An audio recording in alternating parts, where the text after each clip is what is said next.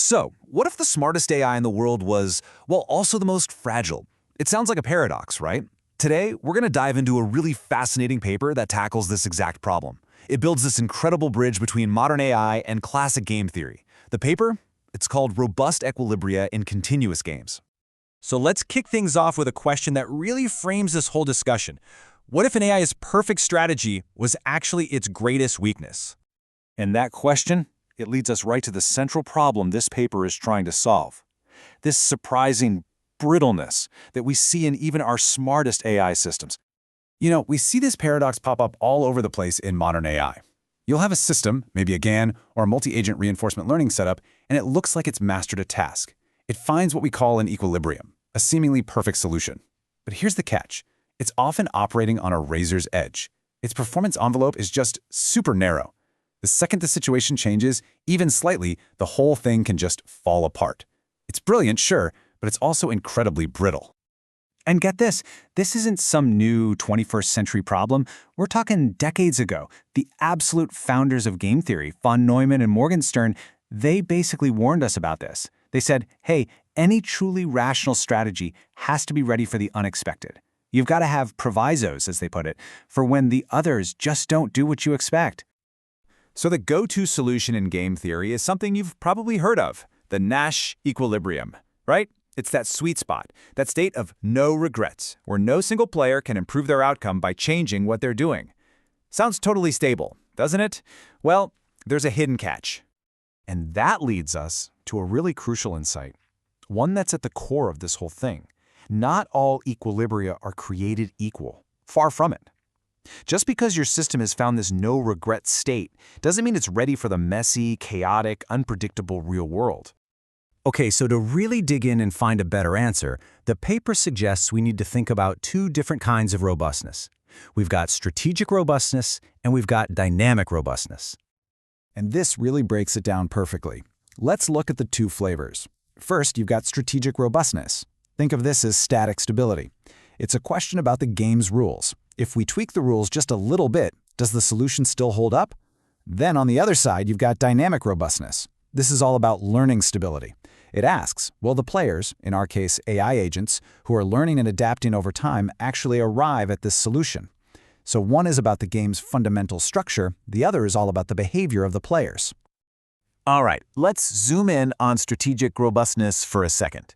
The paper's definition here is incredibly strict. It says an equilibrium is only strategically robust if it stays in equilibrium in any slightly perturbed nearby game. And the key word there is any. And we're not just talking about changing the payoffs, we're talking about changing the very incentives, the gradient fields, as the paper calls them. I love this analogy because it makes it so clear. Think of a robust equilibrium like a marble sitting at the bottom of a deep valley. You can nudge it a little, but guess what? It's just going to roll right back to where it started. Stable.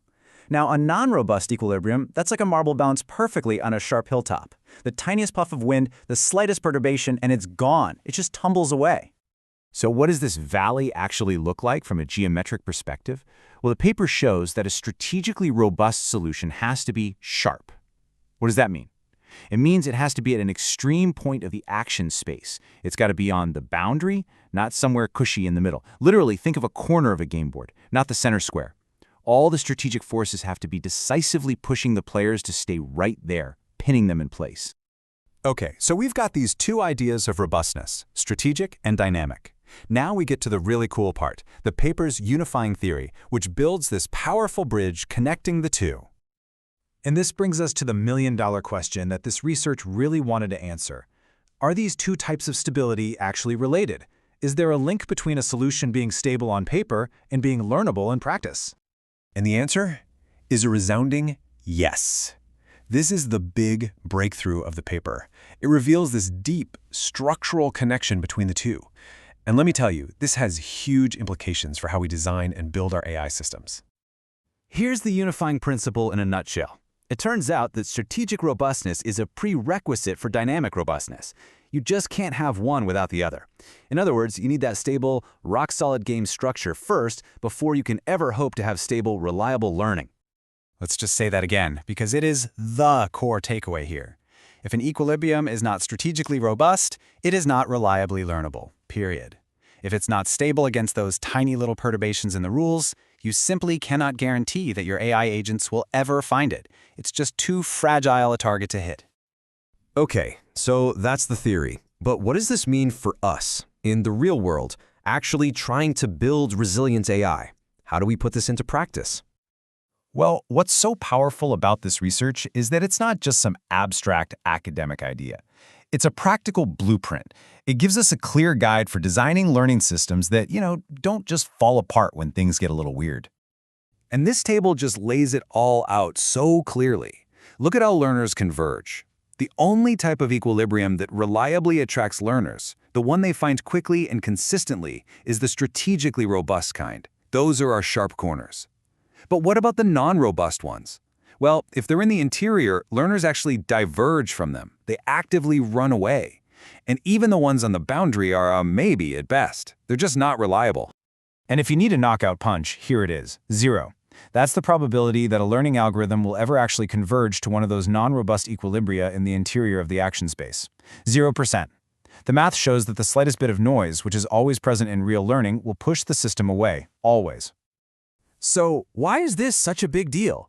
Well, think about it. Before this, you could spend months, maybe even years training an AI. It works perfectly in the simulation, and then you deploy it, and it just fails unpredictably. Super frustrating, right?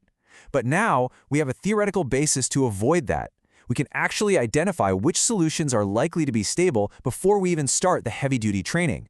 We can find those robust, sharp equilibria and design our learning algorithms to aim for them specifically. It's a total game changer for building faster, more reliable AI. And that really leaves us with a final question to think about, doesn't it?